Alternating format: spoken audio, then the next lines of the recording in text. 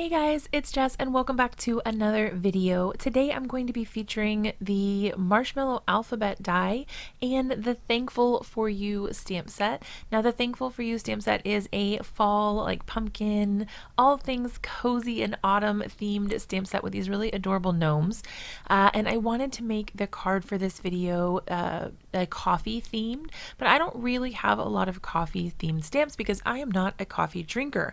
However, I wanted to show that you guys are definitely able to modify your stamps, and not even really modify, but just change the vibe of the card to match a different theme, even if they're not specifically those items or there isn't any coffee in the stamp set, for example.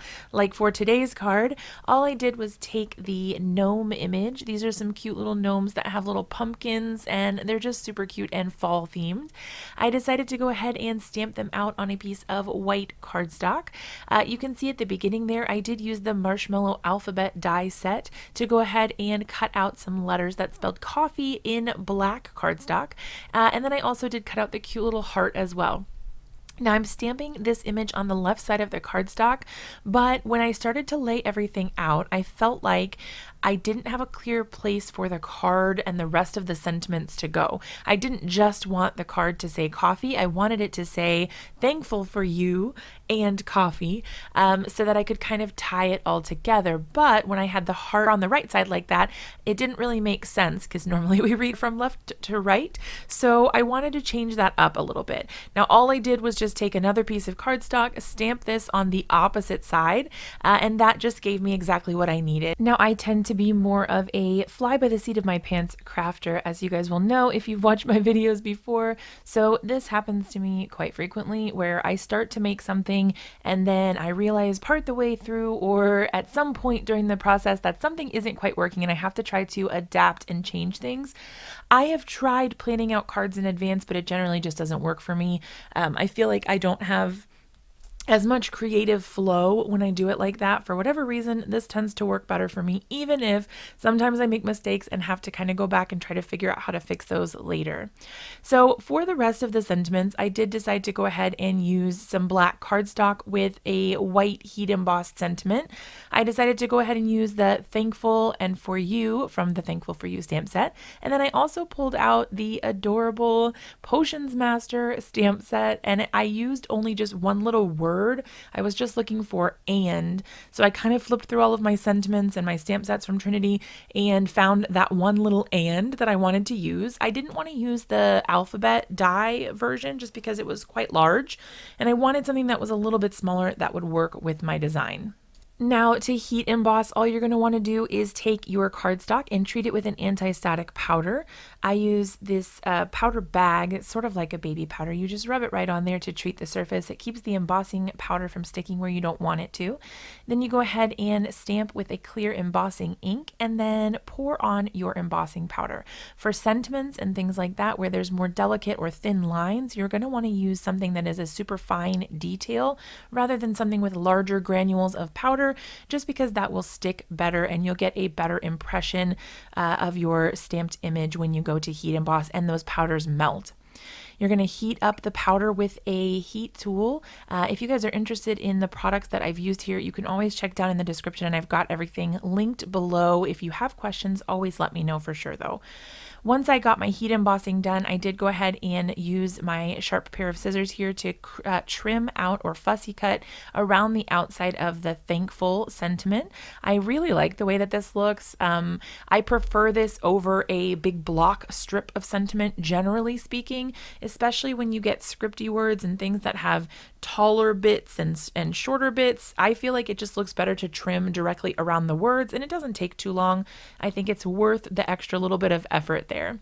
For the For You and the and parts, I just left those as rectangles, but I wanted something special for the Thankful For You. Now you'll see as I start to put things together, I'm like, this doesn't look quite right. So instead of using the black heart like I had originally planned to, I actually went ahead and cut it out of some orange cardstock, and I felt like that really helped it start to look a little bit better. Now here I'm just trying to figure out exactly where the placement is going to be. I wasn't really happy with any of this, so I did go ahead and kind of like move things around a little bit. Feel free to experiment and try different things until you get what you want and what you're looking for in your card. I did use some press and seal to remove all of those pieces without having to lose the placement that I had gotten and was really happy with. And that was a really handy trick and something that I really like to use in the craft room. Thanks, Jennifer McGuire. And then I'm just going to go ahead and color in this adorable little image. I'm going to pop some music on since I'll be coloring for just a little while, but I'll be right back with you at the end to finish off the card.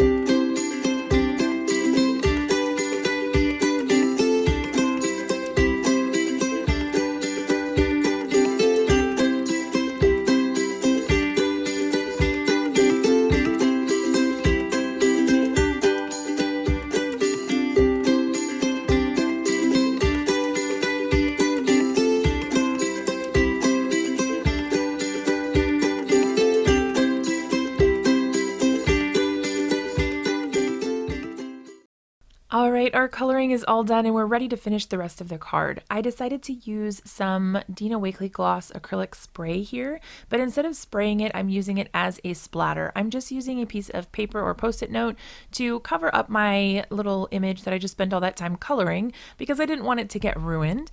And then I just take the lid off and tap the handle or the screwed off lid part, and it splatters perfectly onto the background. I absolutely love how easy this is. I don't have to mix anything or spritz anything with water or even use a paintbrush or any sort of tool. I just tap that lid and it comes right off in a perfect splattered pattern. Then as you can see, my elements here are still on the press and seal. I had just set that off to the side and now I can just flip it right back over and look how easy it is to get everything exactly where I wanted it without any worry about it being off-centered or crooked or anything like that. I just love how easy this is. Now, if you do have things that are layered on top of each other, sometimes they may not stick quite as well just because they don't have the adhesive on the back. So just be careful when you go to pull things off. And if something starts to come off with the paper, go ahead and add an extra dab of glue on the back there and you'll be good to go. I went ahead and mounted this on a white A2 size card base and that finished off the card super quick and easy, and I absolutely love how it turned out.